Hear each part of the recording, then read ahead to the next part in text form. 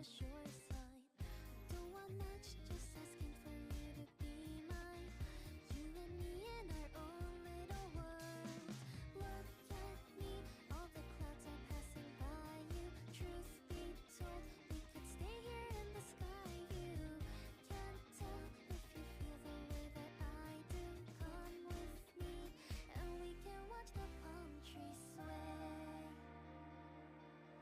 Overthinking every text you send my way. And oh, it's nice to know that I can be around you every day. Why can't someone tell me how I should be feeling? Every little word just feels so revealing. When I am around you, my heart hits the ceiling. I don't need a spotlight when I'm with you.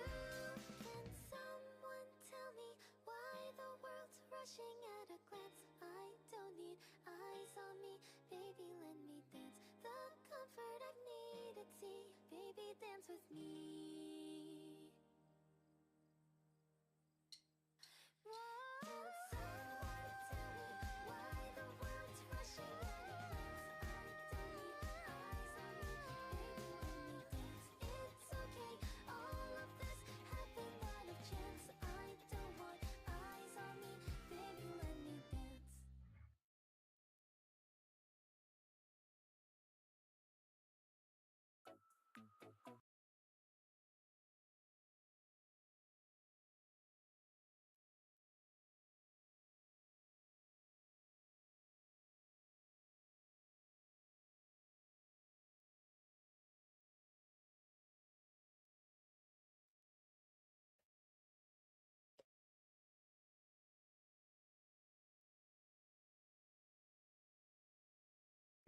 How do you do this again?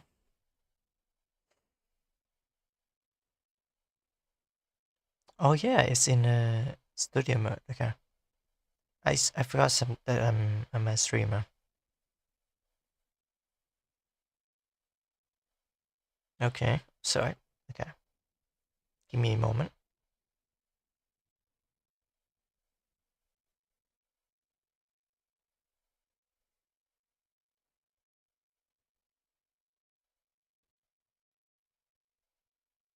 Is there a lot of greens?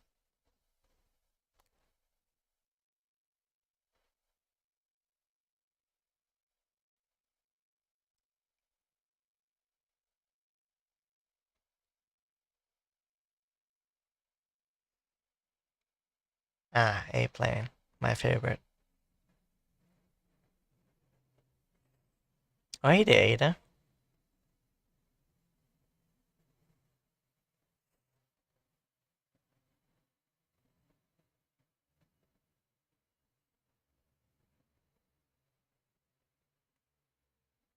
Here we go. Alright, running kind of smooth.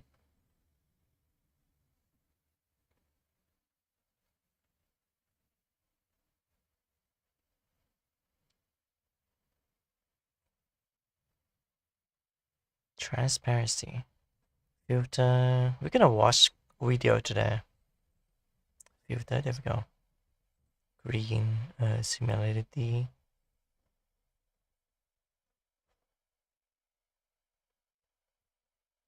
700 seems to be a good number.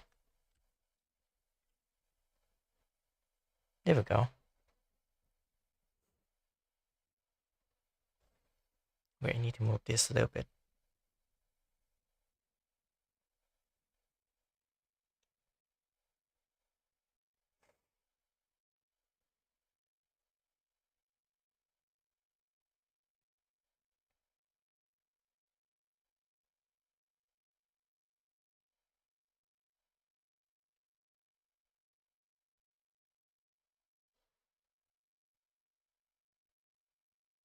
Oh, I guess I'm still having a crisis. What crisis are you having?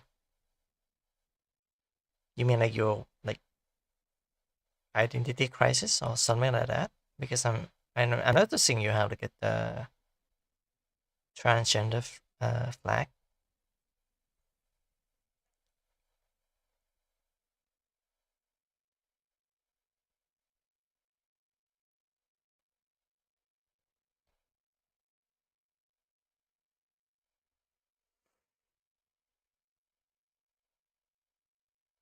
Alright, so I don't stream very long nowadays.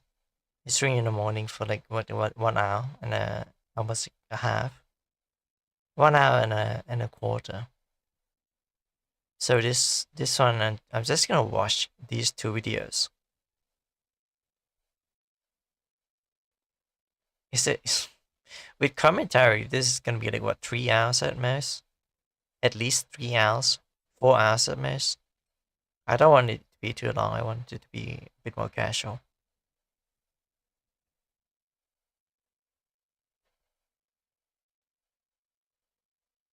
And if you have like a suggested video for me to watch, you can tell me so I can react to it. Alright, this is 1 year ago. I haven't watched this. I always planned to watch it, but didn't really have the time to do it.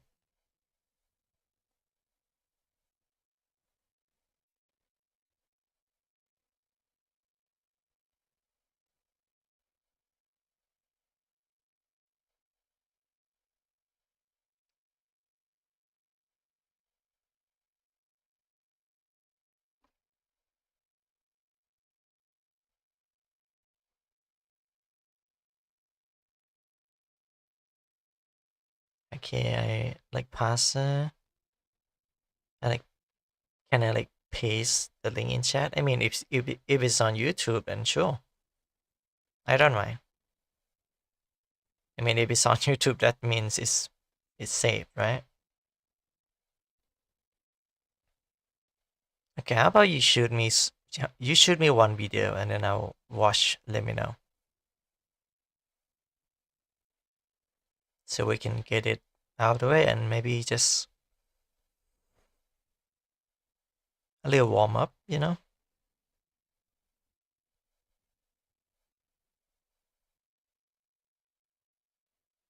No music. This is kind of awkward. Yeah, play some music while we at it.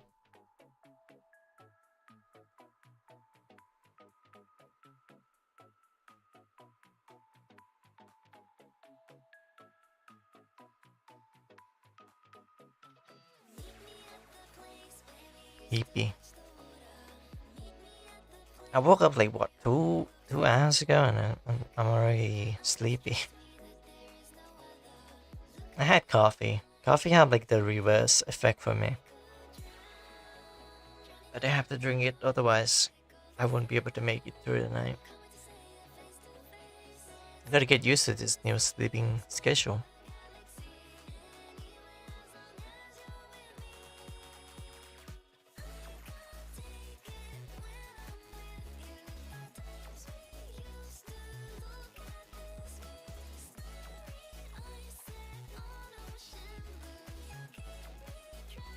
I don't mind the overlay.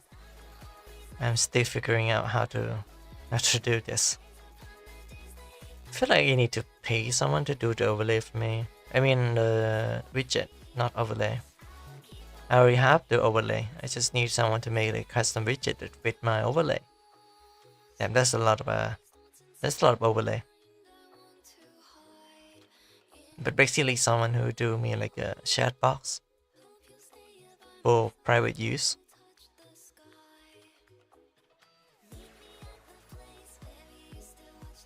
Oh man. I have cramp.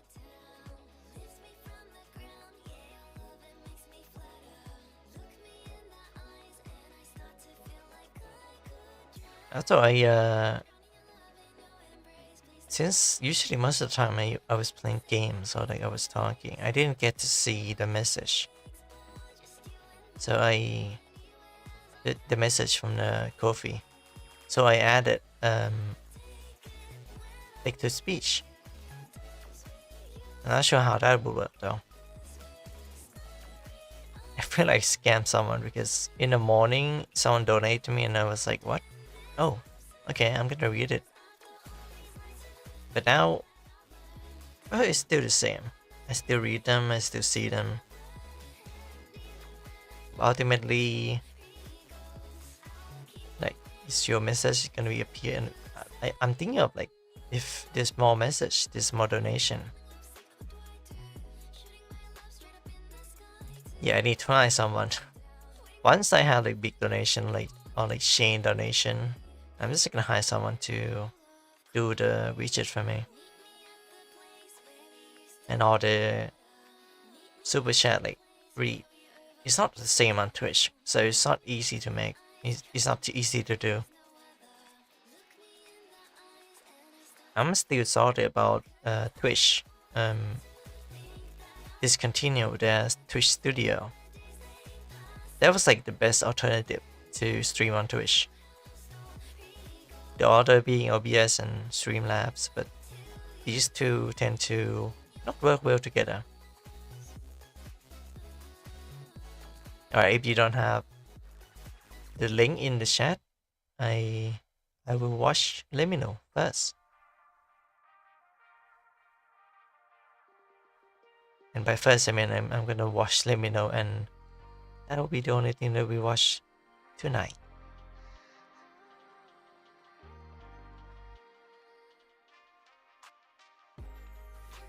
But still, I still stream tomorrow, so I can react to the video that you sent tomorrow if you want. If you can catch up with my stream.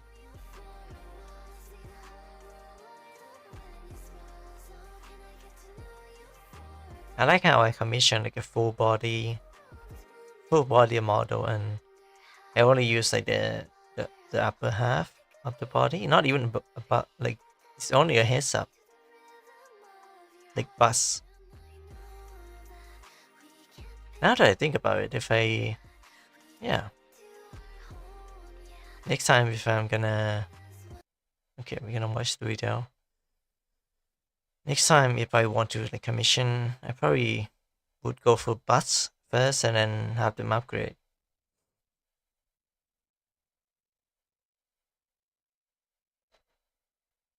And that would work best in terms of budget.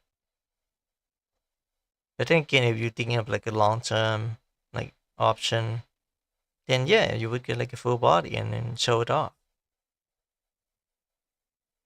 You're getting a bust or like just half the body. I think that's more doable than like full body because the price can range differently, especially how like complex it is.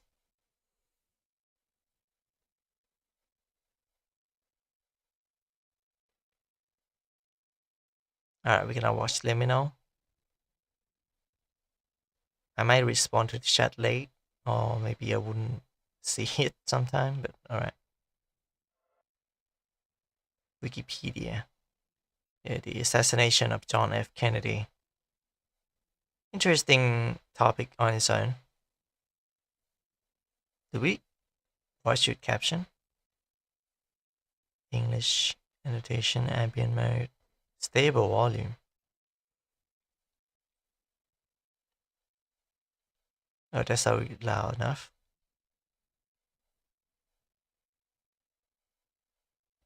The video I sent ain't that long. In that case, you gotta send it now because we're gonna be in here. We're gonna be on this video for a while because this is 1 hour and a half. I might talk over the reaction video if you don't mind me saying.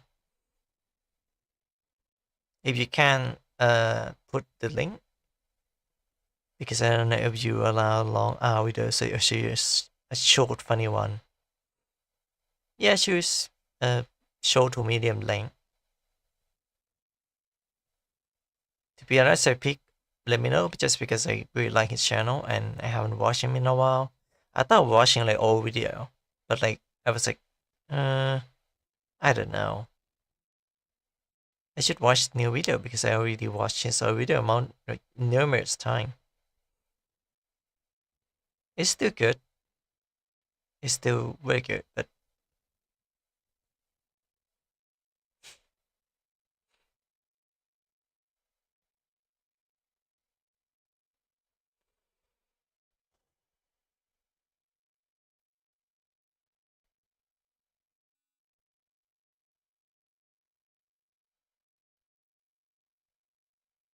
long video. Uh, that made me laugh.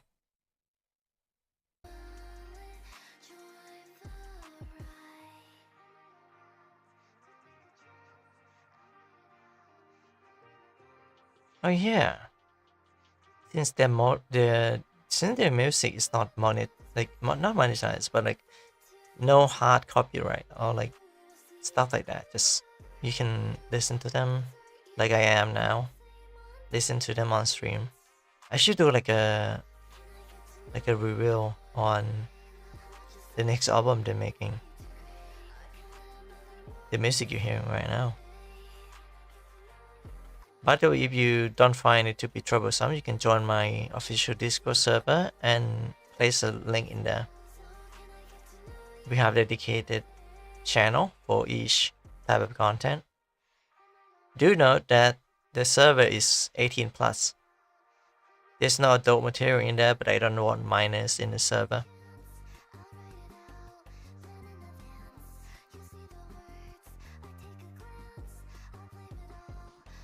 I kind of copied that from my associate, one of my old friend.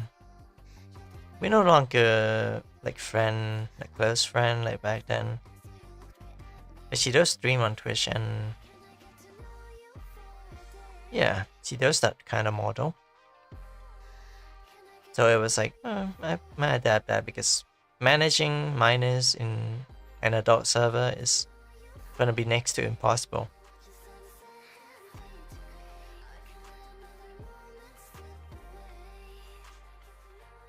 Jesse, the link. Where's the link, Jesse? I'm not meant to pressure you, but we are a little bit on the clock here, so if you like me to react to it, make haste.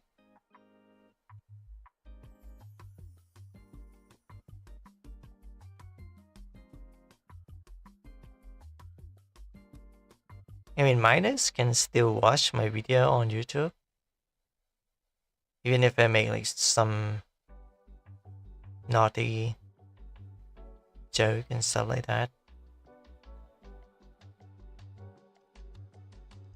But like the server, like Discord in general, is just hard to manage. I don't even have like moderator yet.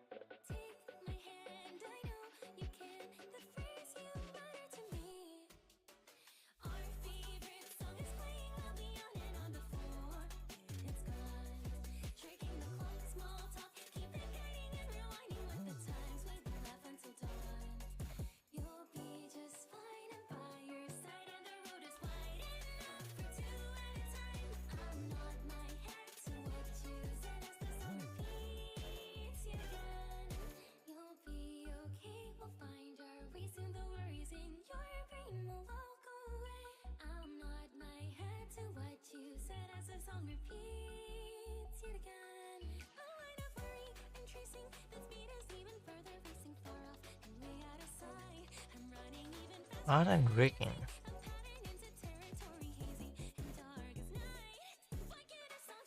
Damn, that's a lot of money. 150, 250, 350. Speaking,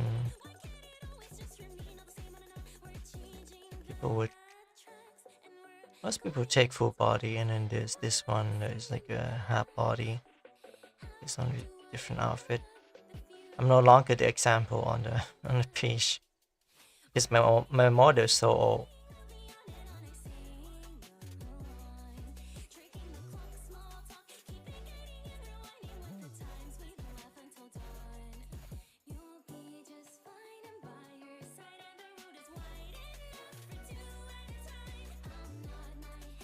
Yeah, that's a lot of money.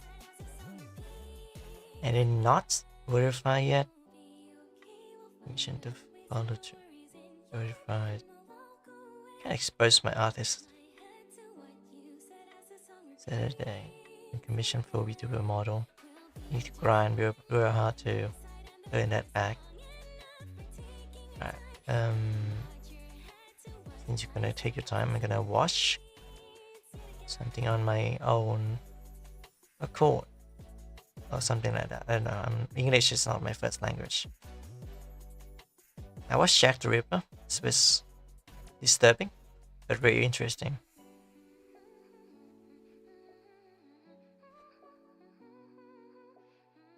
What the hell is on my feet? Ocean vs ISIS? What the fuck?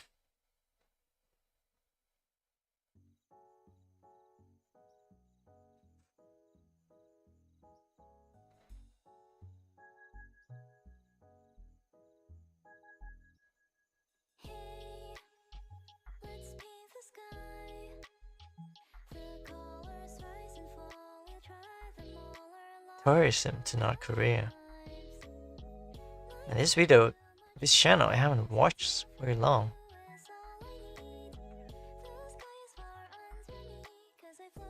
The analysis, the creepiest anti-drug skit.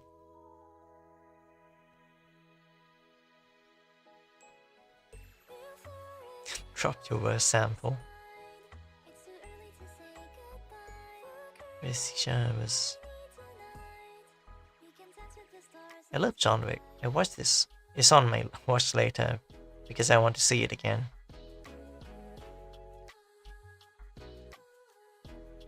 These creepy videos pop up on my feed again. Damn. Disturbing.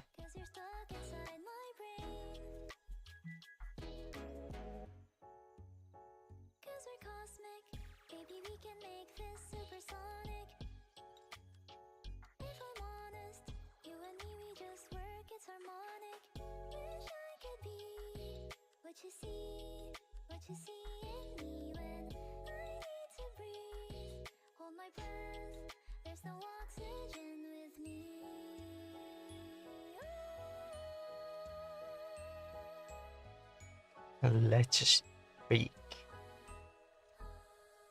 This artist specific. Hell yeah. Wait, what? Why hell yeah, ADC?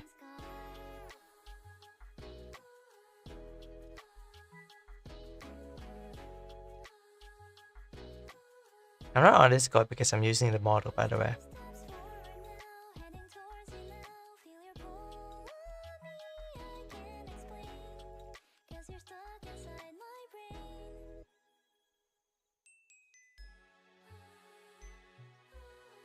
Alright. I think we should do this last because there's gonna be a lot of commentary. So we're gonna watch this one first. Crypto's code. So it's not just crypto in like a way that people will make it seem to be. I don't know. I don't trade like cryptocurrency anymore. I used to do that and I got like what? I got like $5 like in price and I didn't sell it. So I just take the money out and I lost like $1 fee. So I lost money doing cryptocurrency. Though it was kind of, how do I say this? It's just weird. ATC, I'll be in streaming if you want to talk with me, interact with me, and show up. If you're still watching this anyway.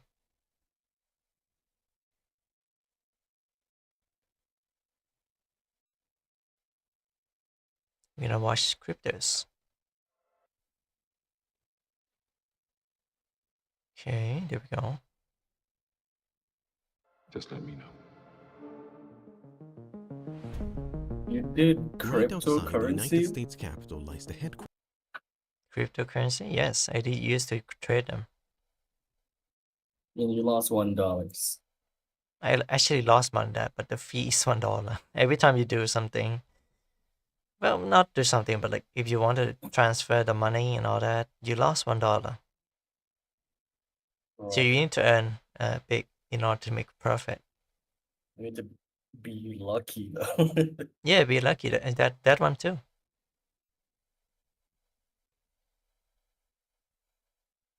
I'm gonna watch this video, and then if you wanna recommend me a I'm video to listening. watch, then yeah, just drop the link. Oh, the video I want you to watch is like ZZZ related. CCC related. As Yeah. long as it's on YouTube and it's safe for it, and I don't mind. No worry. It's not safe, but it's on YouTube. It's not safe, but it's on YouTube. I mean, as long as it's on YouTube, then I can stream it. That's what I believe. Okay. You can send me one because this video is gonna be really long. I'll send later. Okay. Right outside the United States Capitol lies the headquarters of the Central Intelligence Agency. The building was completed back in 1961, but a major overhaul in the late 1980s led to the creation of this courtyard right here. To enhance the aesthetics of the new facility, the CIA commissioned a local artist named Jim Sanborn to decorate the courtyard as well as the west entrance with some artwork. By early 1990, the first glimpse of this artwork appeared in an article by the Washington Post. In the background lies a large sheet of metal, perforated by multiple rows of letters. It was some sort of code, a secret message that, according to Sanborn, had been concealed by at least 2 different ciphers. In late June, the 4 copper plates upon which the code had been inscribed were installed in the northwest corner of the courtyard.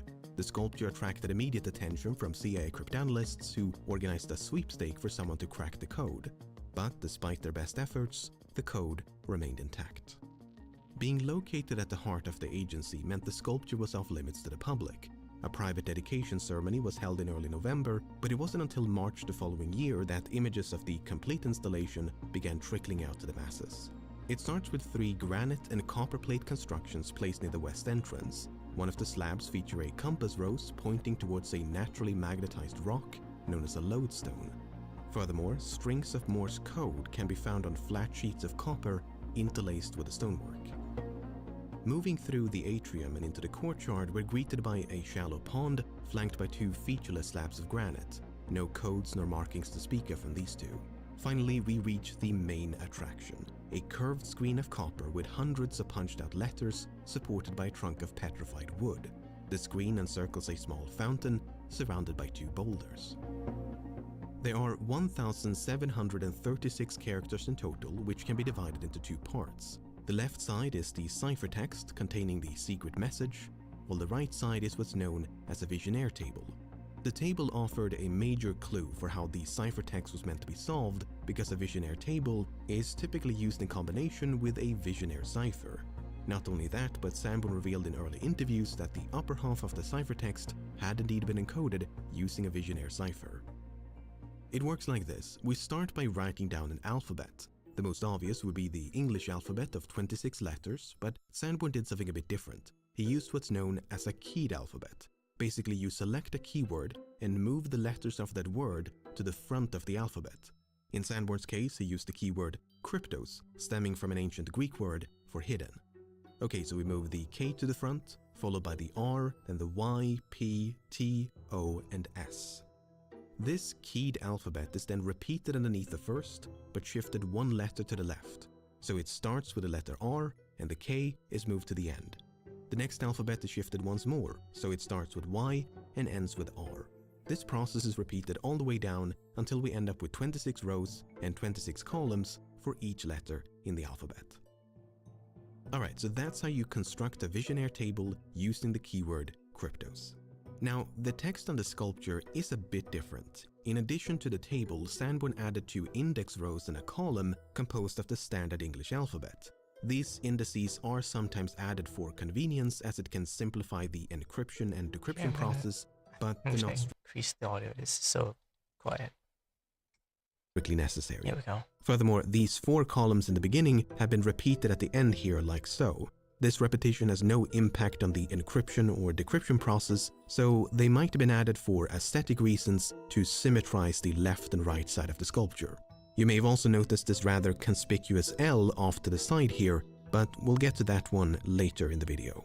All we have to care about right now is the actual visionaire table, which is this part in the middle. Okay, so let's now use this table to encrypt a message. Something simple like, say, secret message. I know, I have a creative mind like the world has never seen. The first thing we need is another keyword. Let's say the keyword is hidden. Because secret message is longer than hidden, we simply repeat the keyword until it matches the length of the plaintext above. Once that's done, we're now ready to encrypt. The first letter of the plaintext is S, so we find the row that starts with S in the visionaire table. The first letter of the keystream is H, so we find the column that starts with H. The letter at which this row and column intersect is the first letter of the ciphertext. In this case, that letter is Q. The second letter pair is E and I, so we find the row that starts with E and the column that starts with I, which intersect on the letter K, making K the second letter of the ciphertext. By repeating this process for all the letter pairs, we end up with a ciphertext that looks like this. That's it. That's how you encrypt a message using a visionaire cipher. Likewise, by following these steps in reverse, you'd be able to decrypt the message. But as you can imagine, that only works if we know the keyword. Without that keyword, which functions very much like a password, it becomes significantly more difficult to crack the code. This is the situation that those taking a stab at cryptos found themselves in back in the early 1990s. They were faced by this wall of ciphertext, and the only person who knew the keyword was Jim Sanborn. For the next decade or so, both professional and amateur cryptanalysts took turns at solving cryptos without success. The occasional mention would pop up on various discussion forums and chat rooms, but otherwise, cryptos quickly faded from public consciousness. Even Sanborn himself later admitted he kind of forgot about cryptos as he went to work in other projects. But all that changed on June 8th, 1999, when a computer scientist from Southern California named Jim Galogli announced that he had finally broken through. Galogli was a former president of the American Cryptogram Association and used some bespoke software on his top-of-the-line Intel Pentium 2 home computer to brute force solutions to cryptos in just 4 days. Except Galogli was unable to crack the entire code. He discovered that Sanborn had divided the ciphertext into 4 distinct segments. Galogli managed to solve the first 3, known as K1, K2, and K3, but K4, comprising the final 97 characters, refused to budge. Not only that, but when he called the CIA's Office of Public Affairs, Galogli was informed that the technical analyst by the name of David Stein had beaten him to the punch. Equipped with nothing but pencil and paper and minimal knowledge of cryptology, Stein had spent the better part of a decade tinkering away at cryptos before finally cracking the code in early 1998. Weirdly enough, this was reported as early as November of that year, many months before Galogli made his announcement, yet barely anyone seems to have noticed. Nevertheless, Stein had likewise been stumped by K4 and only managed to solve the first 3 sections. But as it turns out, Stein was not the first to solve it either. In the wake of Galogli's announcement, it came to light that members of the National Security Agency had secretly solved K1 through K3 all the way back in 1992. Few details were given at the time, but their efforts were later outlined in a series of declassified documents, so let's now take a look at how the NSA partially solved cryptos. Sometime in late 1991, a group of NSA cryptanalyst interns were given a tour of CIA headquarters.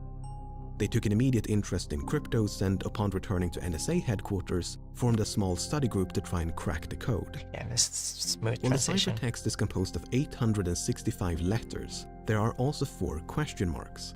The assumption made by members of the study group was that the question marks divided the code into 5 segments. But after a few days of trying, this assumption failed to yield results. They wrote of one segment that it seemed to be a completely random system that would be very difficult to break and had no idea how to approach K4. As if placing a curse upon all future code breakers, they wrote, "This part may be unbreakable." About a year later, in early November 1992, the CIA officially challenged the NSA to solve cryptos. The challenge was accepted by 4 veteran cryptanalysts who began making headway almost immediately. Unlike the previous group, they ignored the question marks and instead turned their attention to something known as frequency analysis. It works like this. Every language uses certain letters more frequently than others.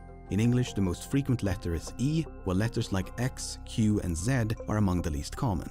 So if we count the letters in a piece of English text, like, say, the beginning of the Wikipedia article about cryptography, again, creative masterminded work here, we'd expect to find a lot more E's, T's, and A's than B's, Z's, and K's.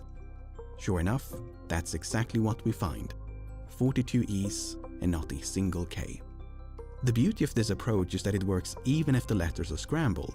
After all, we're only interested in the frequency of letters, not their positions. So even if we turn our Wikipedia sample into gibberish by rearranging the letters, we still get the exact same result, hinting that this text was originally written in English. In cryptology speak, this method of encryption is known as transposition. A transposition cipher will transpose or move characters around, but otherwise leave them unchanged. It differs from a substitution cipher, which, as the name suggests, can substitute or replace characters. We've already seen an example of this with the Vigenère cipher, where letters are supplanted by new ones according to a Vigenère table. This substitution of letters will often render frequency analysis far less useful, if not outright ineffective. Alright, back to cryptos. What the NSA cryptanalysts did was to simply count all the letters in each row of the crypto ciphertext. Once they were done, they found that rows 15 through 25 produced a frequency count that strongly resembled English. Notice, for instance, how there are plenty of E's and T's, but not a single J nor Z. In other words, this middle portion of cryptos had probably been encoded using a transposition cipher, while the rows above and below had probably been encoded using a substitution cipher. By this point, the NSA team assumed the ciphertext can be divided into 3 segments, and felt pretty confident this upper portion was a Vigenère cipher, as Sanborn himself had publicly stated. So the next logical step was to try and suss out the keyword. There are a few different ways to go about this, but a common one is to exploit certain repeating patterns left behind by the encoding process. Remember how, in a previous example, the keyword hidden was repeated until it matched the length of the plaintext? Well, that repetition can reveal information about the length of the keyword. Imagine we wanted to encode the message "ideal concealment of many documents" using the keyword mystery. The resulting ciphertext would look like this. Notice how the string EAL becomes WTP both here and here.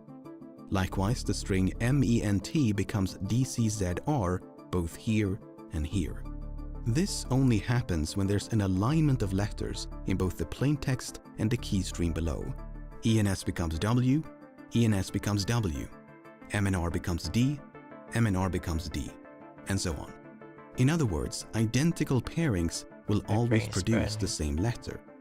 So imagine now that we only had the ciphertext. We'd quickly notice the repetitions of the letters WTP and DCZR. We could then measure the distance between these repetitions. Okay, so there are 7 letters between the beginnings of these two, and 14 letters between the beginnings of these two. This strongly implies the length of the keyword is 7, and sure enough, the keyword mystery is 7 letters long.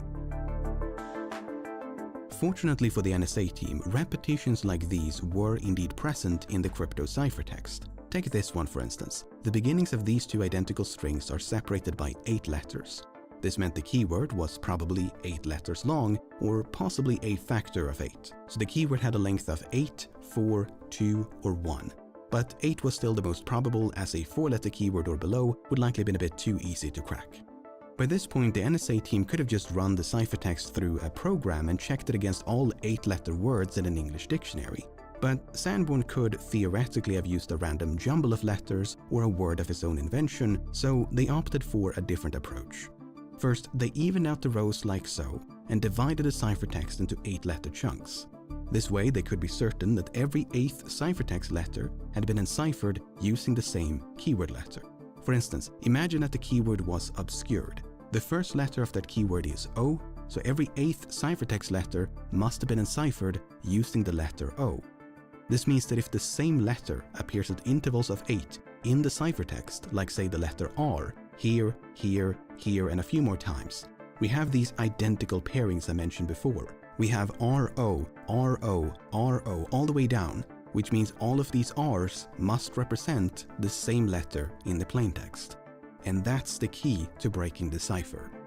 Knowing that certain letters represent the same letter in the plaintext makes the cipher vulnerable to frequency analysis. After all, if all these R's represent the same letter, and the same is true of all the other letters in the ciphertext, we can just count all the letters. The letters with high frequency counts probably represent letters like E and T, while letters with low frequency counts probably represent letters like Q and Z. And so that's what the NSA team did. They counted a bunch of letters, tried different combinations, until eventually they found something that began to resemble English. For instance, at one point they ended up with this, and notice the words 6, 5, and 7 appear to be forming near the end here. All that was left to do was guessing the remaining letters, and just like that, the first portion of Cryptos had been solved. It's a bit difficult to see when the text is lumped together like this, but if we add some spacing between the words, it becomes a lot more readable.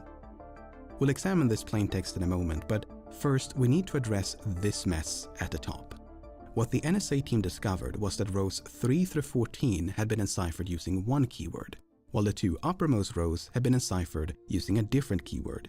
In other words, the crypto ciphertext was actually composed of 4 distinct segments, not 3 as initially assumed. So the portion they solved first was actually the second segment, which would later become known as K2. Alright, once K2 had been unlocked, they immediately set their sights on K3. As previously mentioned, frequency analysis indicated K3 had been encoded using a transposition cipher, so a substitution cipher like the one used to encode K2 was definitely off the table. While there are many different kinds of transposition ciphers, they often rely upon some sort of matrix.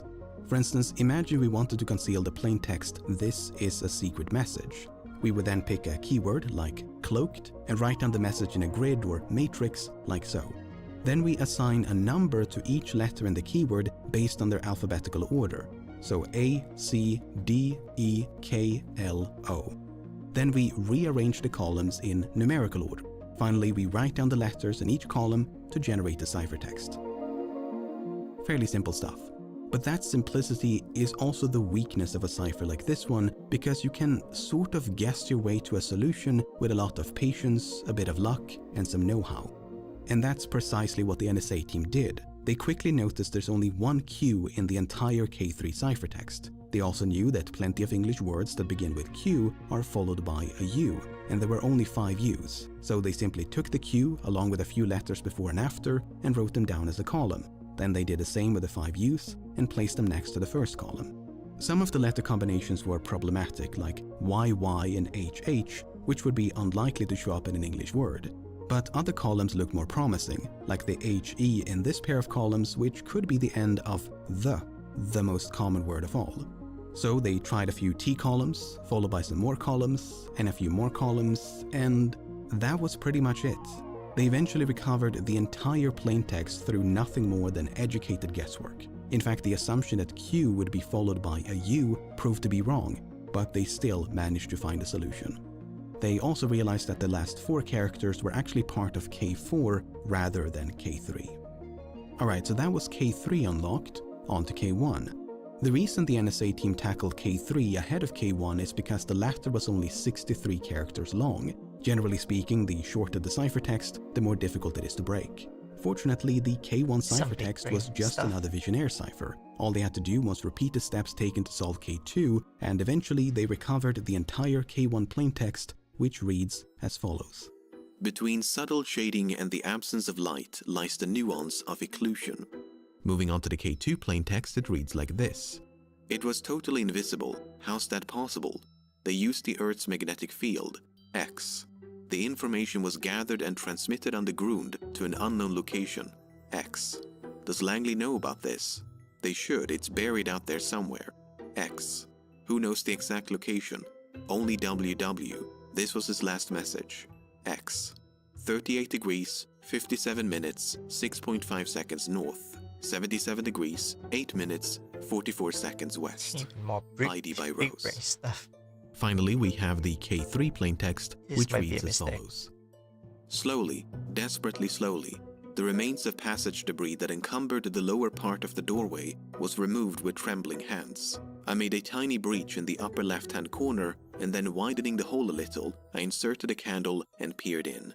The hot air escaping from the chamber caused the flame to flicker, but presently, details of the room within emerged from the mist. X. Can you see anything, Q? Alright, so what the hell does any of that mean? Well, something that immediately stands out is how all 3 segments include exactly one misspelled word. In K1, the first L in illusion has been replaced with a Q. In K2, the O in underground has been supplanted by a U. In K3, the word desperately is missing the third E and has had the second E substituted for an A. The prevailing belief within the Cryptos community is that these typos are deliberate. They're typically perceived as some sort of clue, and Sanborn has indeed implied or outright stated that that's the case on multiple occasions. Now, it could be illusion with a Q, but it's a very telling phrase as far as an artist's ability to make a code. It's a clue. It is what it is.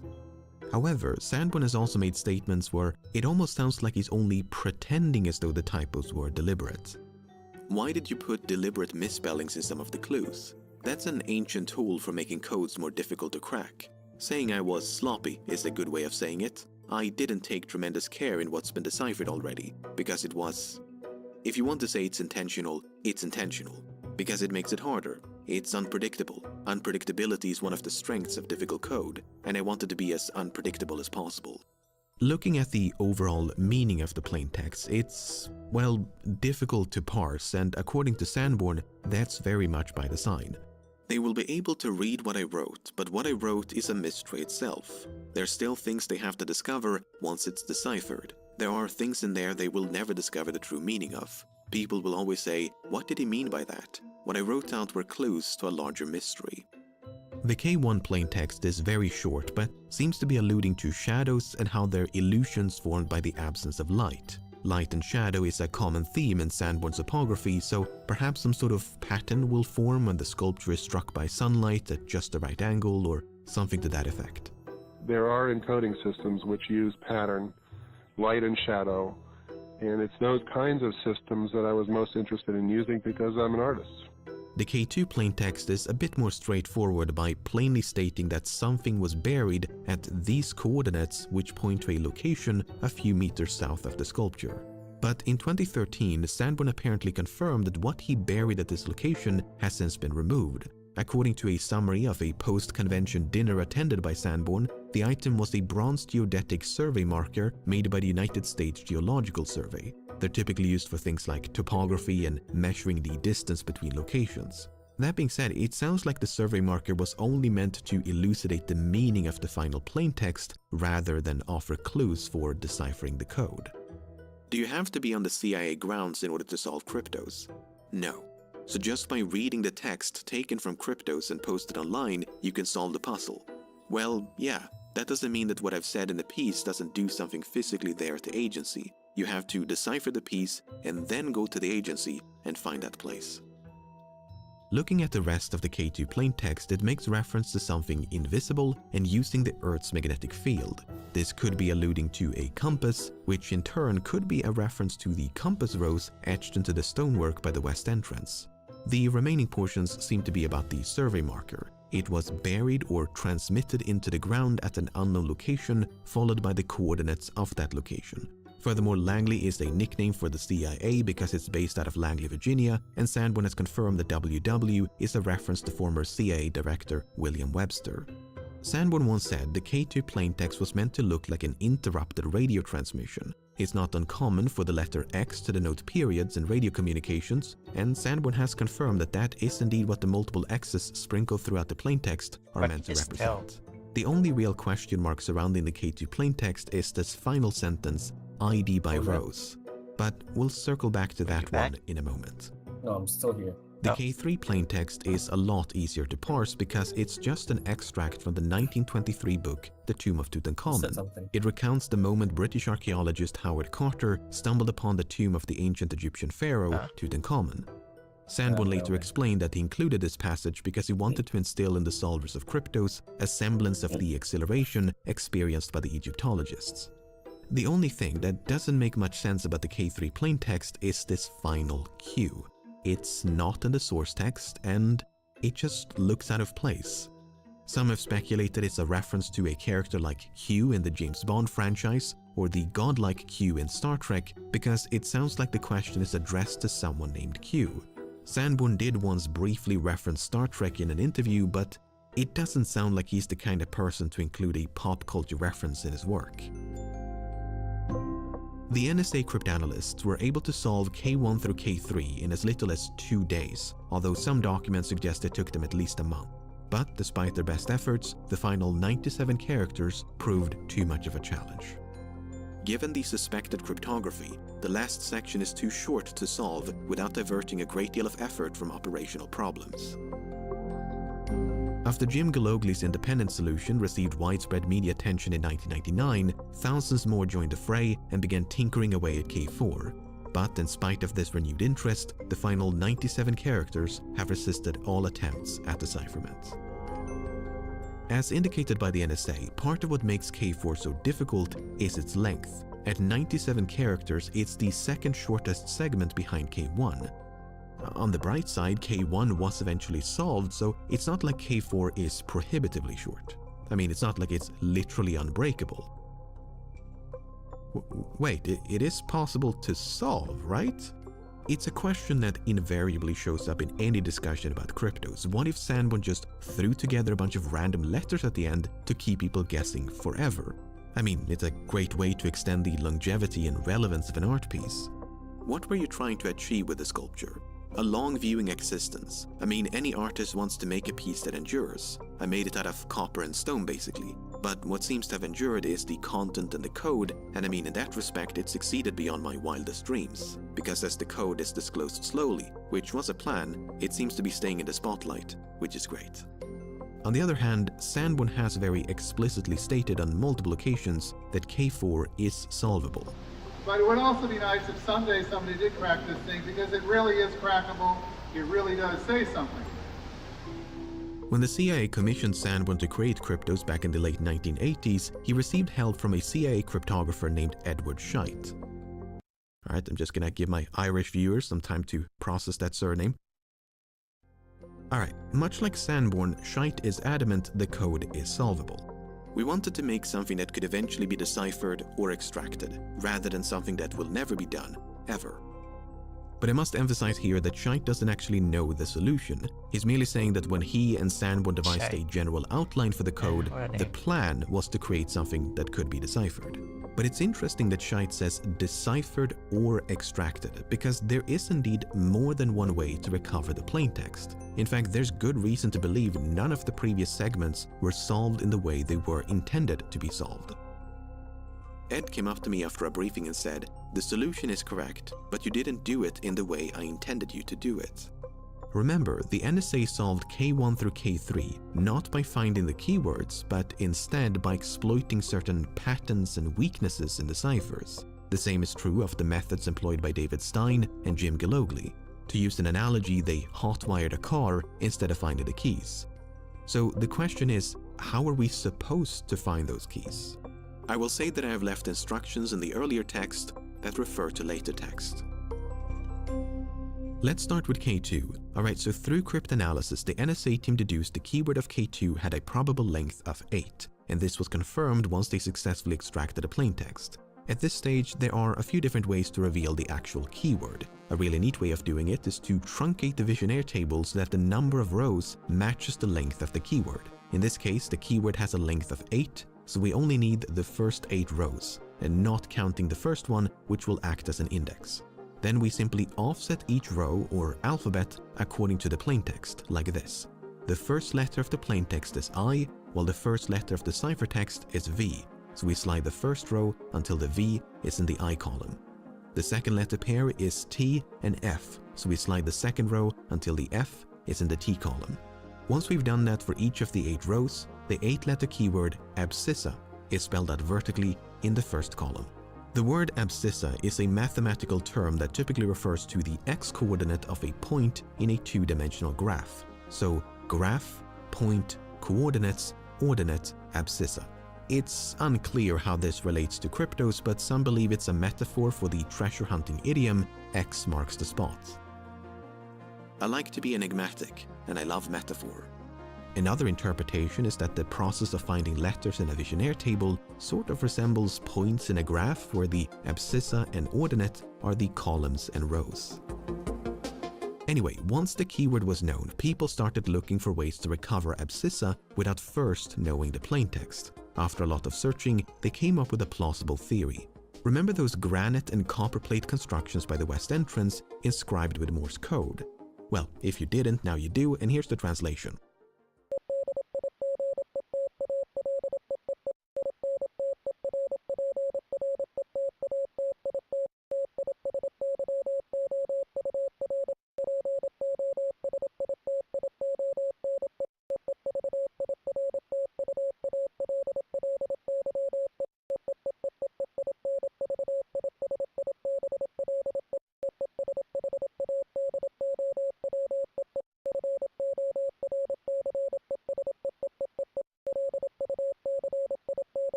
There are a few immediate takeaways. The second I in digital has been swapped for an E, and the next line is likely meant to say interpretation, but the code is cut off so the final N is missing and the O ends up looking like a T. Digital interpretation could mean there's some sort of digital component to solving cryptos, which is consistent with a comment made by Sanborn. As a visual artist, I like to rely on systems that include visual as well as digital material that can be deciphered by machines. T is your position could mean a lot of things. According to some cryptos enthusiasts, Sanborn once told them the Morse code actually continues underneath the blocks of granite, so the full sentence could be something like, "What is your position?" Virtually invisible is similar to the first line of K2, while shadow forces is reminiscent of K1. As for lucid memory, RQ, SOS, and the 27 seemingly superfluous E's, who knows? Alright, so that's what the Morse code says. Now back to the keyword search. If we take the last 4 letters of virtually and the first 4 letters of invisible and use Ali Invi as a keyword for K2, we find the word abscissa spelled out right here. The reason this works is because the sequence Ali Invi also appears in the K2 plaintext in the phrase totally invisible. We're basically using part of the plaintext to reveal the keyword instead of using the keyword to reveal the plaintext. In fact, this works with any 8-letter sequence of the plaintext as long as it's offset at intervals of 8. So if we use the first 8-letter sequence, "it was taught," we'll get abscissa here. If we use the next 8-letter sequence, Ali Invi, we get abscissa here.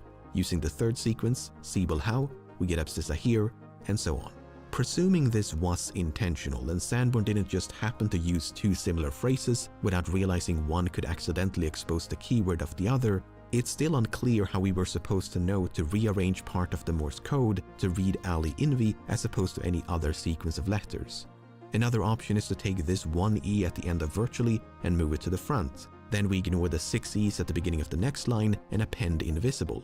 Plugging that in as a keyword will also produce abscissa because the first 8 letters act as padding to ensure Ali Invi falls into place. In fact, we can use any 8 letters before Ali Invi and it works just the same. But again, it's unclear how someone was supposed to deduce that those specific letters had to be organized in that specific way. Sure, Sanborn might have expected us to simply guess by trying different Morse code fragments and successively prepending them with letters. There's even a cryptographic term for this technique, which is crib dragging. But it would still have been nice to have at least one solution that relied exclusively on clues and deductive reasoning rather than tedious guesswork.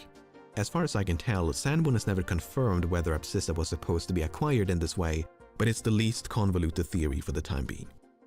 Moving on to K1, the suspected keyword length was 10, and sure enough, if we modify the visionaire table like before, we find the 10-letter keyword palimpsest spelled out vertically in the first column. A palimpsest is a reused manuscript or document. If you erased the text from the page of a book and wrote new text in its place, that's a palimpsest. It's a word that fits the theme of cryptos in multiple ways, not least of all because the curved copper screen resembles a scroll or the flowing page of a book. Another interesting find is that the combined letters of palimpsest and abscissa can be used to construct the anagram P.S. It's as simple as ABC. Anyway, unlike the keyword for K2, no one really knows how palimpsest was supposed to be found. The only half-decent theory seems to be one that relies on palindromes within the Morse code, which is when a sequence of letters reads the same forwards and backwards. The idea is to take some of these palindromes while ignoring others and to then stack them in a particular order to form the word palimpsest.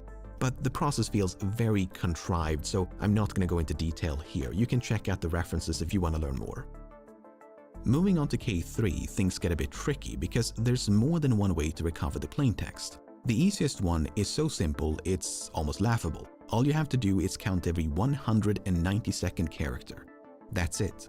1, 2, 3, 4, 5, 6, 7, 8, 9, 10, 11, 12, 13, 14, 15, 16, 17, 18,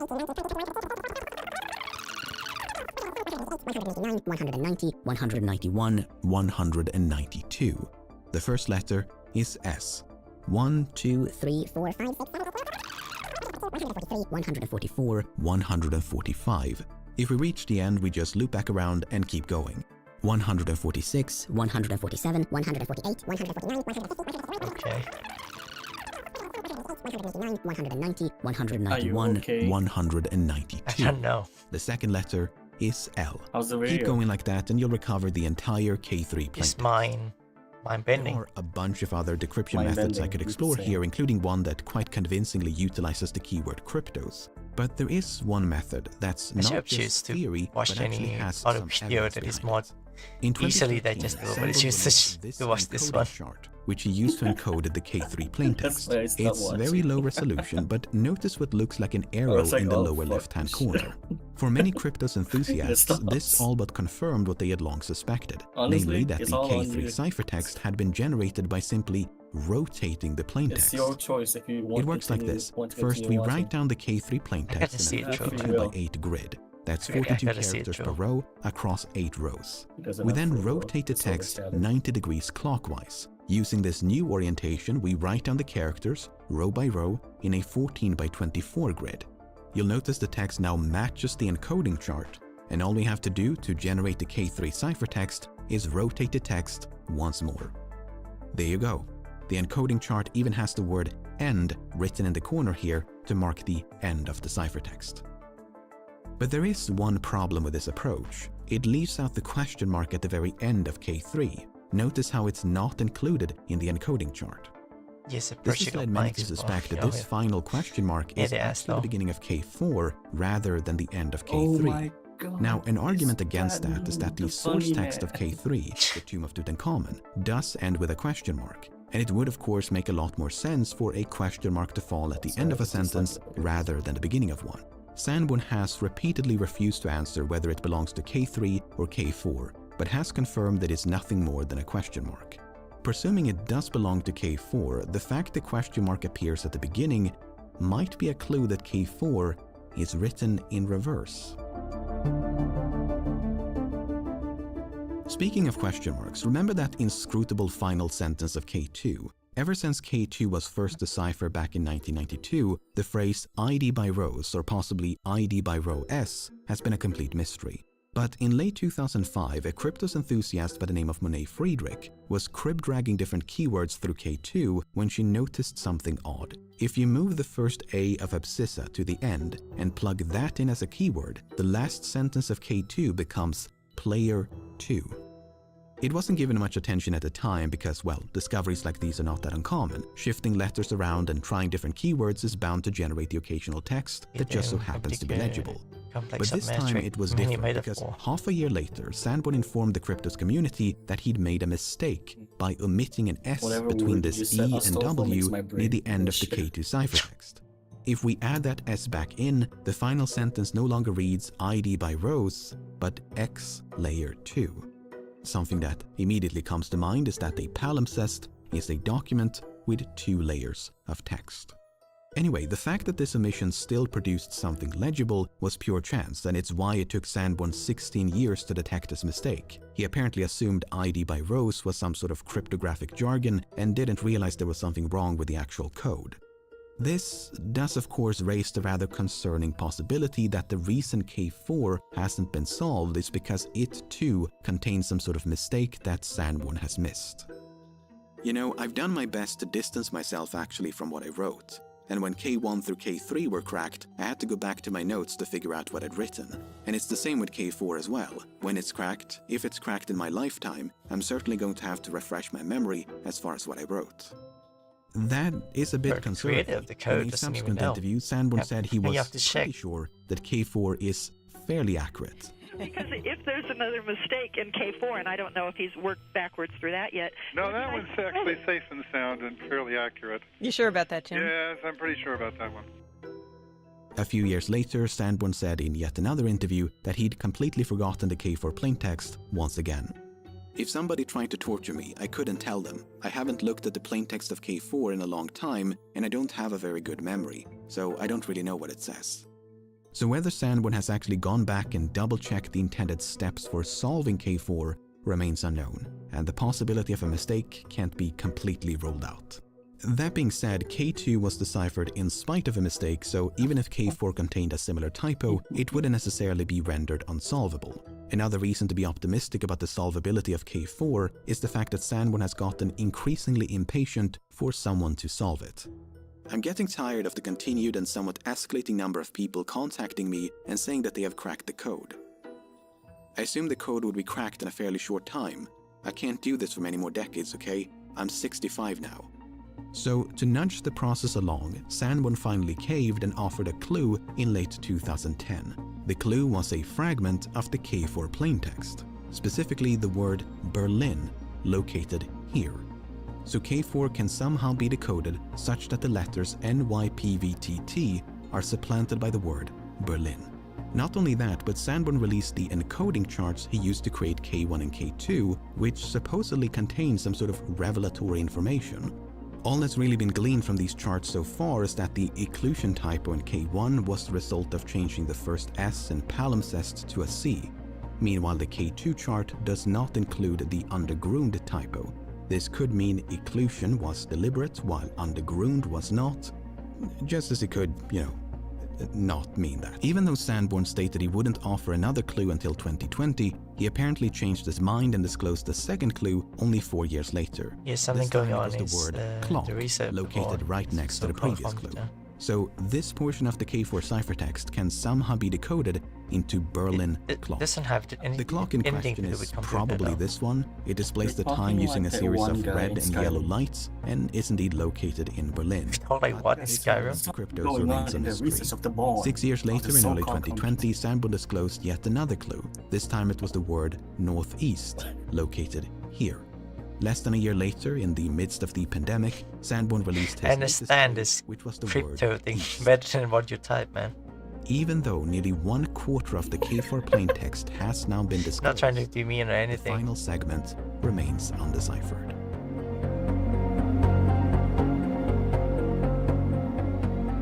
Something I've learned about cryptos over the past few months is that everything you can think of has already been tried. I mean, not literally, of course, but that's certainly what it feels like. There were so many times during my research where I had an idea for how it might have been done, only to find that someone already tried that some 20-odd years ago. I mean, we're talking thousands of people trying every conceivable permutation of every conceivable cipher for over 30 years. It's especially impressive considering Sanborn is not a cryptographer and, at his own admission, is bad at math. I am what I like to refer to myself as an anathemath, which means I am afraid of mathematics. I do not have math skills. I was taught physics, but only baby physics. I was taught math in summer school because I didn't pass math in high school. So basically, there are other ways to make codes rather than using algorithms, the bane of my existence. Instead, he's an artist with a background in archaeology who somehow managed to create a code that's withstood billions upon billions of cracking attempts and even stumped the NSA. On the other hand, the fact that Cryptos was made by a non-expert and does not require advanced mathematics makes it all the more likely for a layperson to solve it. If anything, a creative and artistically minded amateur may actually have a better chance of solving K4 by thinking outside the box in a way that computer algorithms and professional cryptanalysts may struggle to do. The interesting thing is I try to minimize the need for math. If someone had math, then okay, that's an avenue for that person. But sometimes, this sounds bad, you can know too much and miss it. One of the leading hypotheses entertained by the NSA back in the early 1990s was that K4 had been enciphered not just once, but multiple times over. The idea is that Sanborn took the K4 plaintext and ran it through a Vigenère cipher like the one used to encode K1 and K2. Then he took the resulting ciphertext and ran that through a transposition cipher like the one used in code K3. This second layer of ciphertext was then carved into the sculpture. According to Edward Charnyte, the plan for K4 was to somehow conceal the English language to curb the use of frequency analysis, which, as we now know, was instrumental in solving the previous 3 segments. We can only guess what exactly that means, but cipher stacking would be a very simple yet effective way to mask the language of the plaintext and disrupt the use of frequency analysis. Another proposed solution is to use what's known as the Hill cipher. The reasoning behind this one is tied to that conspicuous L in the Vigenère table mentioned near the beginning of the video. While many believe the L is merely an oversight, others believe it's a deliberate clue because its inclusion means the word hill can be spelled out vertically on the side here. Others believe the solution has something to do with the letters DYAHR at the beginning of K3, which have this odd spacing that makes them stand out from the rest of the code. A possible anagram of these letters is the word Hydra, but whether that's meaningful is of course anyone's guess. As you can imagine, there are hundreds of theories, and out of sheer desperation, many turn to scrutinizing everything Sanborn and Charnyte has ever said in the hopes of narrowing down the list. Exhibit A, this video. But that is perhaps not such a good idea. I seem to like to manipulate the information coming out in a sort of disinformation fashion, which seems appropriate for the project. And so a lot of the clues that I might give work in a sort of disinformational way, and that's a good thing. I mean, that's the clandestine ethos. So you might even be giving me some disinformation right now. It's possible, yes. Although not even the fact that he can't be trusted because Sanborn has said the complete opposite in other interviews. It's not my intent to put out disinformation. I'm a benevolent cryptographer. Disinformation and dubious benevolence aside, Sanborn has taken steps to ensure the solution to K4 isn't lost to time. It will either be put up for auction or passed on to someone else in the event of his death. So one way or another, we will hopefully get that answer at some point in the future. Who knows, maybe one of you watching this video right now will be the one to break the unbreakable. Think about it. These 97 or so characters are all that stand between you and history. Everyone will know your name. We're talking interviews, talk shows, podcasts, conferences, the whole circus. Centuries from now, students will be bored out of their minds as they read that one chapter about the history of cryptography that bears your name. All you need to do is throw some symbols into a blender and you'll become immortal. You'll forever be remembered as the person who defeated the American intelligence community at their own game. The genius who solved cryptos when no one else could. Then when you finally do solve it, we can all look back at videos like this one and laugh at how wrong we were or be astonished by how close we got. So what are you still doing here? Go and solve the damn thing. So what are you doing? You go and solve the damn thing. Wow. And the video just end. You don't even get like what actually happened. Hmm? The video just end. Oh. Damn. What'd you think? I don't know how to think. Tell me your thought process. My thought process. Enlighten me. What happened in the video? Oh, I learned something new. That's all I can say. What about me? Can you tell me a brief rundown of the video? No, I can't.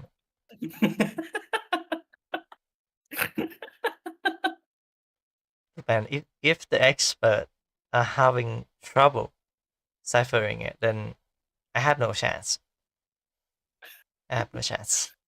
I mean, you just need to explain what the expert was talking about, you know?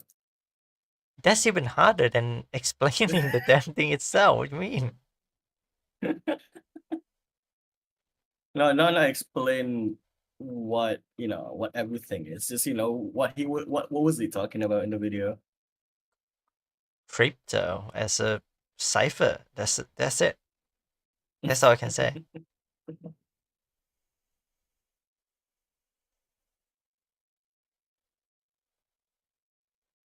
The way he talked in the end, though, is interesting because it's almost as if he kind of know, or maybe he doesn't know. And it's kind of eerie because now, like, if you think about it, it would be, this video could be a misinformation, and it could be true or false. And I think that could be the message of the cryptos. My opinion though. There's a psychological word and term that was coined by George Orwell in 1984, and that is doublethink. And if I think as long as you believe something, and also like disbelief, have belief and disbelief in like this one crypto, then maybe you'll find something that is like combined, that it's a combined force of both. So I would say my answer to this is maybe look out for contradiction. If the contradiction are true, then maybe you find an answer here. That's the best I can say, really. If I accidentally somehow solve this issue by saying that, then well, PayPal me, just Discord filing, donate to me.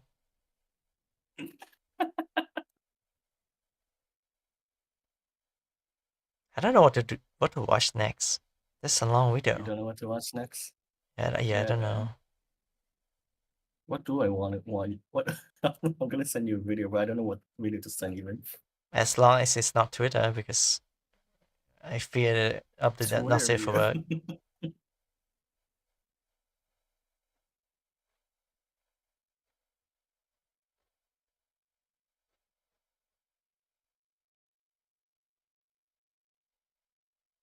What if I sent another hour-long video? And I would just watch it.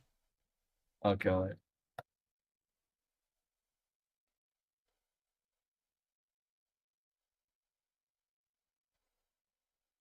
Man, I should just watch like a VTuber drama or something. That's easier to watch, and it get me to talk compared to this. This one I watched because I love. I was about to say Hololive, but Let me know. yeah, let me know.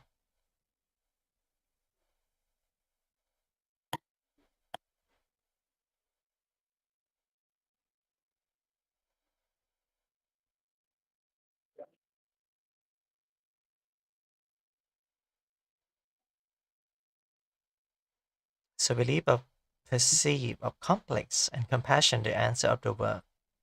Yes, it does. So believe the perceive of complex mind compression the answer. This is Bro, a cry for help. I can't understand anything you say. Bro became sophisticated. What the fuck? Yeah, one moment is When just did you being silly. when did you learn all this fucking word, bro? Oh,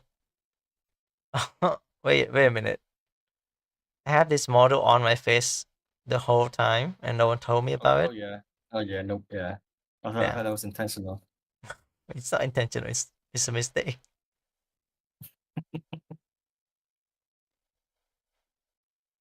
Alright, get that out of my face. There we go. Hey, actually, it worked. It's kind of worked as a cipher.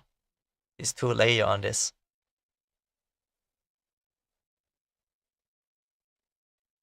Misleading lead to serious critical fail of the whole thing in process. Yeah, that's what he talked about. Misinformation. But then he also said that he's not spreading misinformation.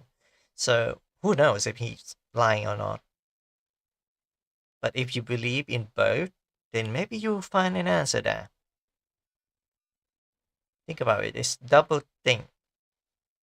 It's pretty popular during that period of time. I mean the novel and the idea. I did see that. Good.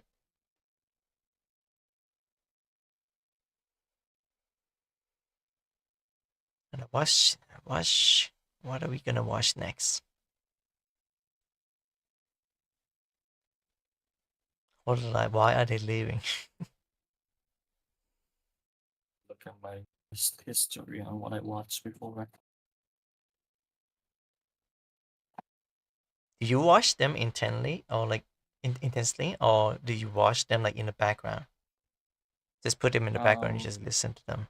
I I watch in the background, but also have them on screen. Okay.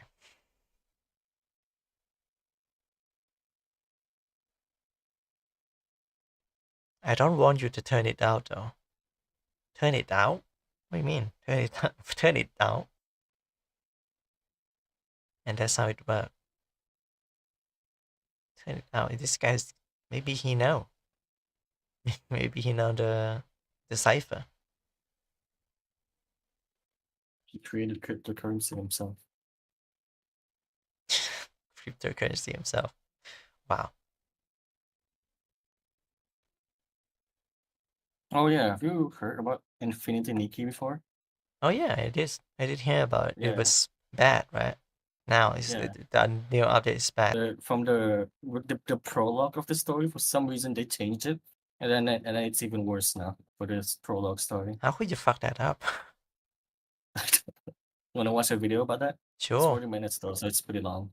I mean, I already watched the fucking crypto video. I don't think anything can face me at this point. Okay, okay. And I have this guy talking in the chat that I have no idea what he's talking I'll put it in about. the video channel. There you go. I'll put it in the video channel. It's Mujin. You know Mujin? I do know Mochin. I watched his covering on the who's that again? It's another drama channel, but it's not like this one. It's kind of biased, and it was about like Doki Bird. Oh yeah. Yeah, I watched that one. Something about Doki Bird and that one other girl. Yeah, we're not gonna mention her because that's her wish to not mention her in that way. I just that one other girl that he covered with Doki Bird. I don't like her specifically. Wait, why? Um, she's weird per se. You mean the one that It's is with Doki Bird or like against? that girl. Yeah. The one with Doki Bird against. I kind of I just don't like her in general, mainly because I've seen how she interacts. I've seen how she interacts with online on how she handles like the quote unquote drama and shit. Man, It's not good. It's not good. I may fall into the into that rabbit hole. You mean I could tell you briefly.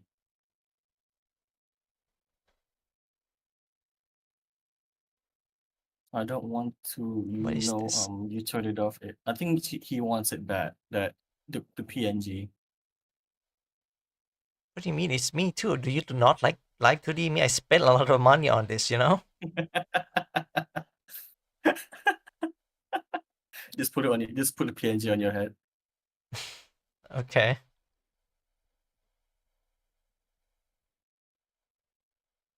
Put the PNG on your head, but only like only like shows the face. I'm just gonna talk like this. I'm just gonna be in between my PNG and my Wait your a minute, I PNG. have an idea. How about you gave me your PNG? No, of course not. This PNG is not free. I paid for this too. Come on, come on.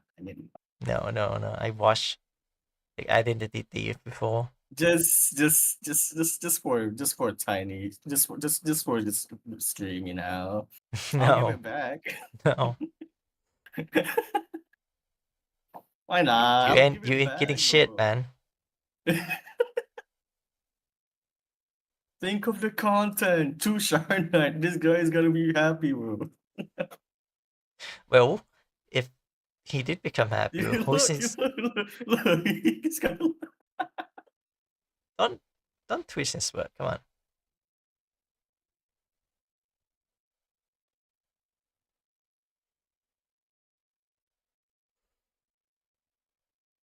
So what's the wait? Oh yeah, your video that you Yeah, I sent sent me. it.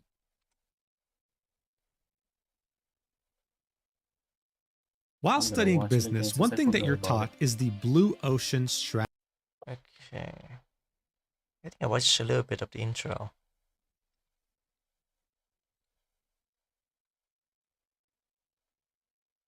If I make video like this, do you think I could like sponsorship? That'd be cool. I mean, it fit my persona, my VTuber persona as a detective. One thing about the detective is that I'm not much of a like go in and then find out the truth. I'm more of a forensic type of thing, where like information are in front of me and I'm just gathering it and just put it on the board, so to speak. So basically, I'm saying that I'm not good at researching. I'm good at connecting the dots. Could be fun though, because I always want to try that kind of content. I just don't have time, it's obvious. It's gonna take like a month to make just one video. And it's not gonna be worth it because creator like Mojin and Rima, even Star, they already know the format. So they know how to make this type of thing, they know the process. They have to It's not learn. like an insider that can give them information. Yeah, insider as well. And they have multiple sources. Not saying it's not like doable, but it's difficult, and it takes a lot of time, and the effort might not be fruitful. If this video exists, then why do I bother? But if I can have like my own spin on it, then it could be watchable. It's not a competition. It's more of a perspective. Like this, emotion is on the one hand, and Rima is on the other hand. Because I haven't watched Rima on that girl yet. That was against the Bird. I watched that video from Mojin and I just completely forgot about her until you mentioned Mojin again.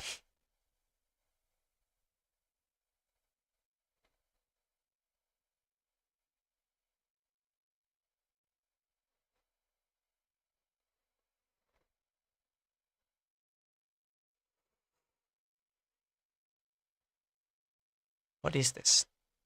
No, it's Sean. No, bad idea, but yeah, don't. I bought you from. Yes.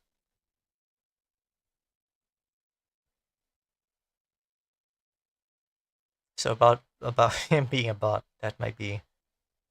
Maybe he's an AI. Who knows? Hey, let's watch this. Strategy. Wait, whoop.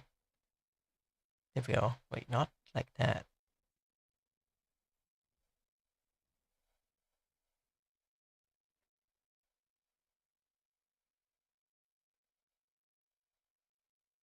There we go. I think I can watch like this.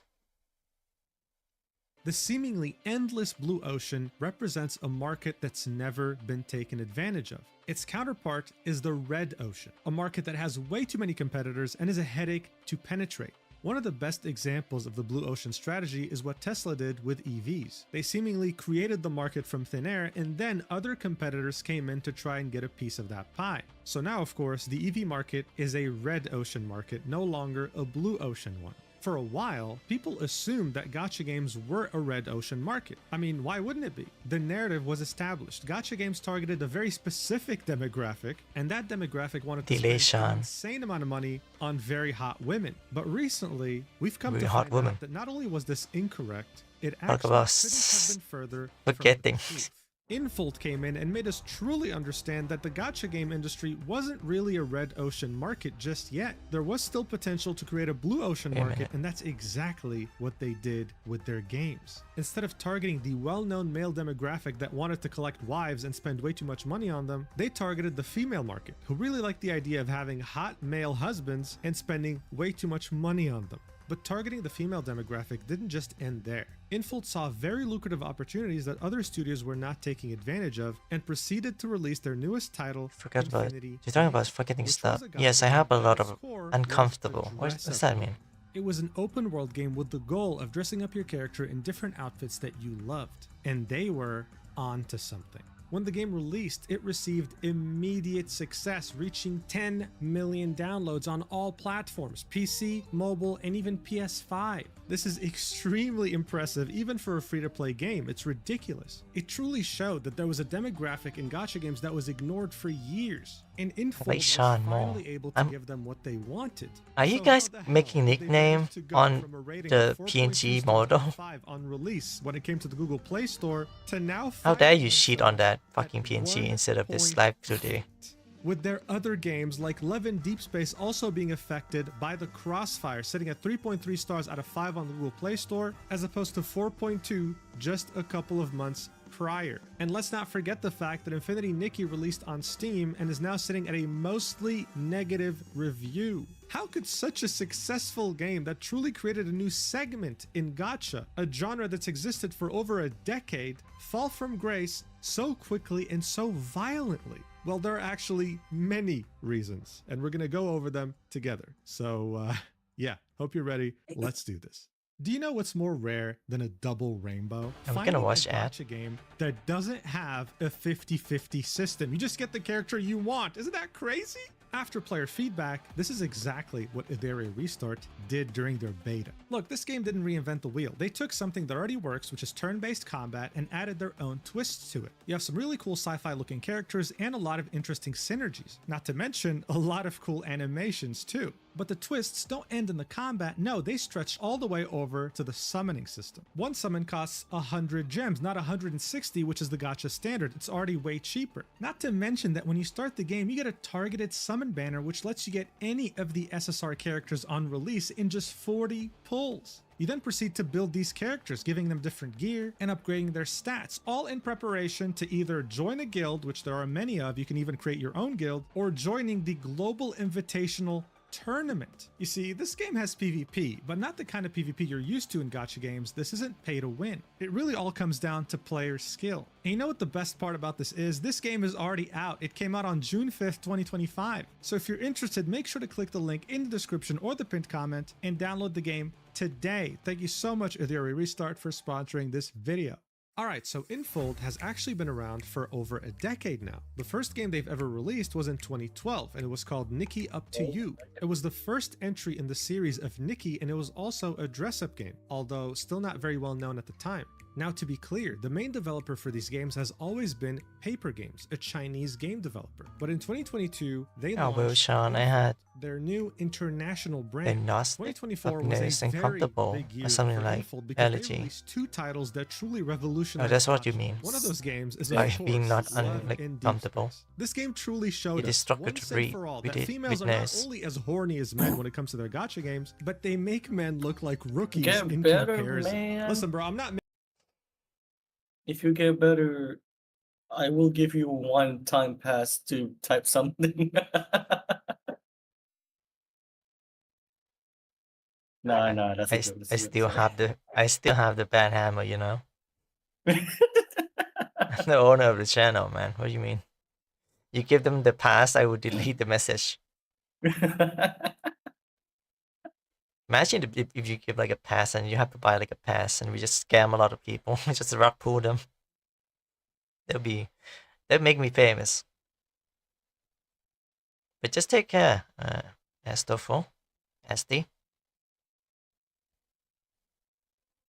I have sinus in the nose. Only one of my nose though, so it's not much of a big issue. But during like Making winter this and all up, that, okay, it's once a upon a little time, bit. I streamed this game, and let me tell you, dude, you literally get pounded, like literally, like I'm not even joking. There are cutscenes where you're getting pounded by these male characters. All right, like this is this is next level. And guess what? It made more money than we could have ever imagined. Ever since its release, it has been consistently in the top 3 biggest revenue generators in the entire gacha space. Look at this. It's making over $50 million a month, sometimes making 90 million, making games like Genshin Impact, Honkai Star Rail, whatever else, look like amateurs. You understand? Things were clear as day. There was a market for these games and they wanted more. Now look, when it comes to success in life, it's a combination of hard work and luck. In 2024, the Roblox game Dress to Impress was absolutely blowing up. And people, whether it be male or female, were having a lot of fun dressing up their character in this goofy ass game. All of a sudden, dress up games became very mainstream. So of course, when Infinity Nikki launched in December 2024, the idea of a dress up game went from niche to mainstream, and people were very excited about it, resulting in its massive success. Yes, even though their website got hacked with this wonderful, wholesome message telling people to evaporate their soul out of their body, it still managed to do great. I mean, this was it, a cute, wholesome game in which you could just sit there and make up these awesome outfits in an open world setting, and hey, it's free! What else is there to ask for? And the gacha aspect of this game wasn't related to characters, it was related to outfits, or at least outfit pieces. And these were some of the outfits that you could earn through gacha pulls. The community absolutely fell in love with them. And speaking of community, they quickly took on the reputation of being wholesome and generous. Their positivity was seen as a beacon of hope in the midst of all the gacha drama that goes on 24/7 with people comparing their Gacha favorite drama. game versus someone else's favorite game. The only At this dress point, up it was game hard I to like think that play anything could go in wrong the days were because like it was on a Flash roll game.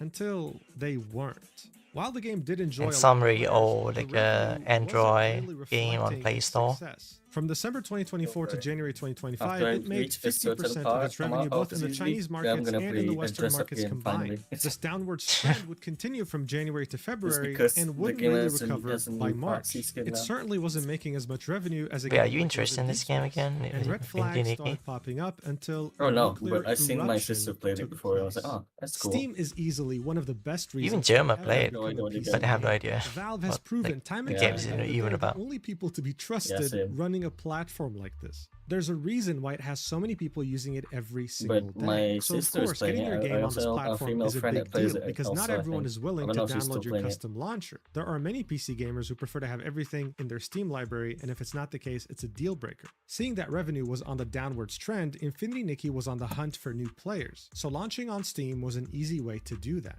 Now look, usually paid games before releasing have pre-orders. That helps a company understand how much demand there is for the game, if the marketing's effective, and brings in some much needed cash before the game's release date. With gacha games though, seeing that they're free to play, they have something called pre-registration. If you make an account on their website, you pre-register. And if they meet pre-registration goals, as you can see here, you get rewards for each tier. Every single gacha game does this because it helps drive hype in anticipation of its release date. But there's no such thing as pre-registering on Steam. What there is though is the ability to wishlist a game you want to have, and you can do that for games that haven't released yet. So Infinity Nikki went ahead and set goals like they would in a pre-registration, but this time they'd be tied to the Steam wishlists. And as you can see, there was 4 different tiers here. The first one being 10,000 wishlists and it gives you a live wallpaper. The second one being 50,000 wishlists and it gives you concept art. The third goal is 100,000 wishlists and gives you a bunch of resonance crystals. Now, what are resonance crystals? Well, this is the gacha currency you need to wish or gamble and get. We need to read the chat. Thank you. Okay, you try to make me feel better. I'll try. Yeah, try to relax. Don't think too much. New outfit pieces. There are Take it 2 easy. types of banners that you can wish on in No, the game. it's The not first gonna one be- being a limited banner. This gonna only be hard comes to in for relax when like I'm 2 to with you 3 in this weeks, week- and you in need this revelation stream. crystals for it. The other banner is a Wait, what are permanent you gonna banner. hear? It never leaves, and for this you need It's hard for you resonance guys- crystals. for you to be So relaxed, 100,000 man, 'cause wish I'm- list I'm was here in showing this- in resonance this VC crystals. with them. Awesome. But the Oh, 4th and final right. goal, being at You're 200,000 bullied by wish me, lists, man. was the final surprise, showing a shape of a gacha currency. People assumed that this one would be the revelation crystal, what you need to pull on the limited banner, which is probably the most important currency in the game. This only made sense because 200,000 was double the last goal, and the last goal was going to give you resonite crystals anyway. So of course, seeing that this community is very wholesome and tight-knit, they went ahead and wishlisted the hell out of this game on Steam, even though many of them already had the launcher. They reached 100,000, and then they managed to reach 200,000. But then they noticed something weird.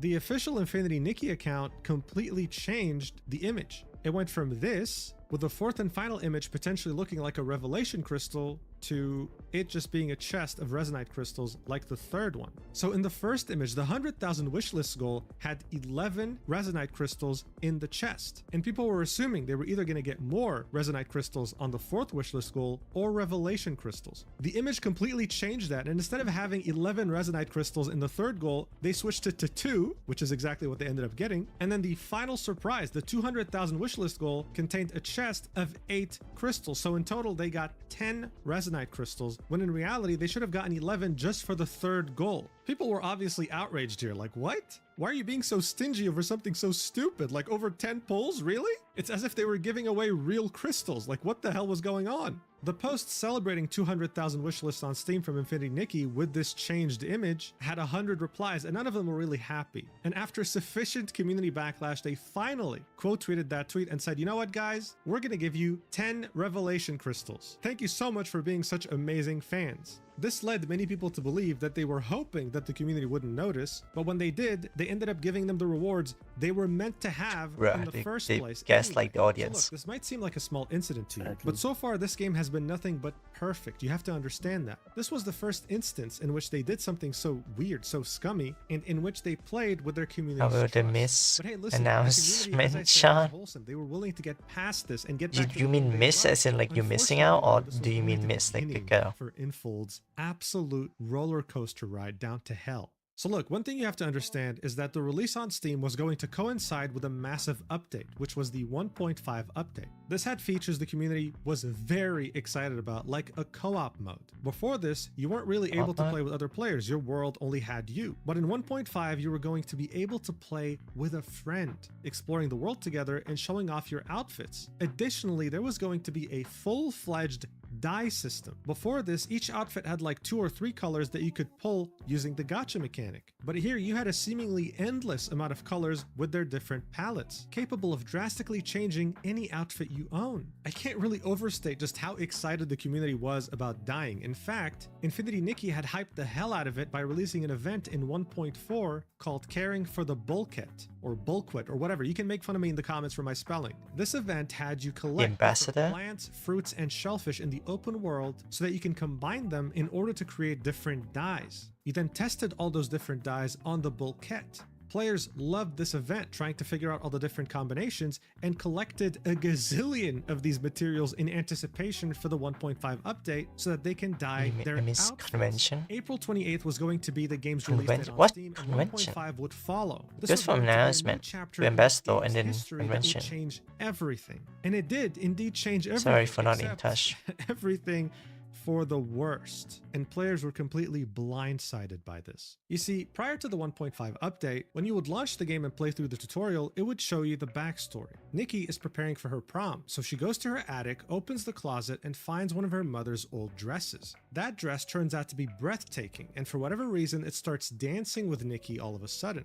After some short dance moves, the dress puts itself on Nikki and transports her to another world. In this world, she meets a goddess that looks really cool, by the way, who tells her that she used to know her mother a long time ago and that now she has to save this world by collecting all the different miracle outfits. So even if you weren't a story player or someone who necessarily cares about lore, this intro still managed to somehow captivate you, to reel you into this new world that you just found yourself in. Not to mention, this isn't generic in any way. It's not the typical gacha story. It's original and beautiful and leaves you with just enough questions to keep going. However, when old players launched the game after the 1.5 update, they were met with this cutscene. It was also sudden, there was I only have one phone and I don't have second monitor. Highly tall and comfortable to think clear. Oh, it's Vibe online again. What Vibe? You mean Wi-Fi? That made me sad.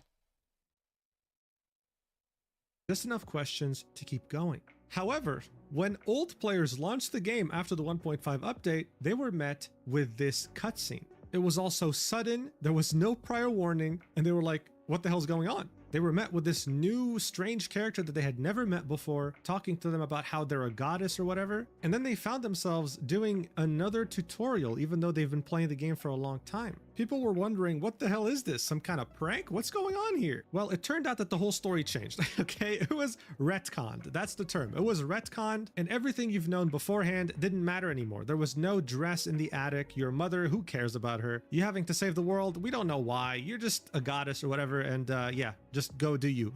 Like, nothing made sense. Players were absolutely baffled. Why would you change such a perfect story? It didn't make any sense. Here are some comparisons, right? You start in the attic in the old one. In the new one, you just start somewhere unknown. You have no idea where you're at.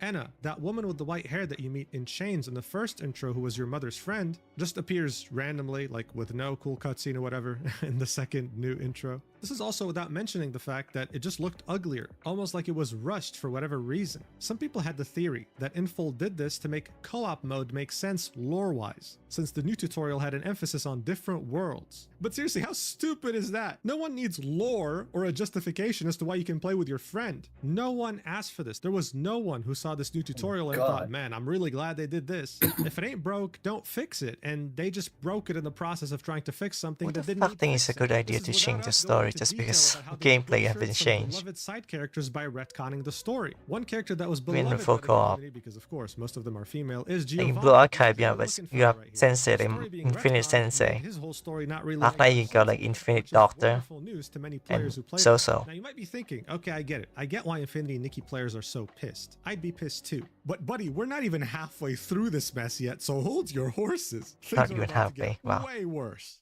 Look, if you play gacha games, I you don't know think how the wife. system works. What are you pull on the talking banner about? Are of you the talking about Wi-Fi or the something? currency you earn in game, or one that you buy in the store. You can get really lucky initially and get what you want, or you can get really unlucky, but not too unlucky because there's a pity system that limits how unlucky you can get before giving you what you want. If you want to go the extra mile, or if you're rich or just irresponsible with your money, you can usually pull for the same character multiple times and their copies would give them more abilities, making them OP as hell. Now, based on how lucky or unlucky you are, and if we're going to assume that you're only buying the currency, not earning it in-game, prices have always varied. But recently, because of pressure from the United States, Genshin was forced to show exactly how much a character would cost if you were to be lucky or the unluckiest possible. And as you can see here, it's $1.98 to $475.2. So if you bought all your currency from the store in Genshin Impact and got extremely unlucky, reaching Heart Pity at 90 wishes, you would have paid $475.2. Keep that in mind. Now, That's in a lot of Infinity money. Nikki, you're not pulling for a character, you're pulling for an outfit, but not just one outfit, not one piece, you're pulling for multiple pieces of that same outfit. Usually a 5-star limited outfit will have around 10 different pieces. So you're going to be wishing a lot, but thankfully the chances of getting a duplicate are very low. And before the die system was even introduced, the way you could get different colors for the outfit was to 1. Get the whole outfit, 2. Get 180 wishes, or 3. Get 230 repeating wishes, same with message each one again. granting you a different color. Oh, you- Now look, overall, a lot No, of you mentioned players it collected for currency the second in-game time. in order to get these outfits. Stress But if you were stuff to do make this me with so sad. money only, with no currency collected in-game, this could amount to close to 600 USD. Trying to get all the pieces of 600? an outfit, plus getting all colors, including the 230 I could wish get- one. I could get Even a new compared to model other with that gacha fucking games, money. This was more expensive on average. So it comes as no surprise can't, like, that when 1.5 get a lot dropped of and the very duplicates hyped up limited with that outfit money. banners came out, people couldn't believe the fact that instead You of don't- you having don't have 10 the money. pieces, these outfits This is had like- 11 pieces, which meant This that is you to had to get pull an a whole average set of of 20 more outfits, times not in like order to getting get that duplicate 11th piece, bits. making the overall banner or outfit acquisition even more expensive than it used to be. This, just like the story if I getting had that retconned, money, I could have came out of gotten a lot of nowhere with no duplicates for prior every character right communication. about now. And speaking of no prior communication, things would only get worse in that regard.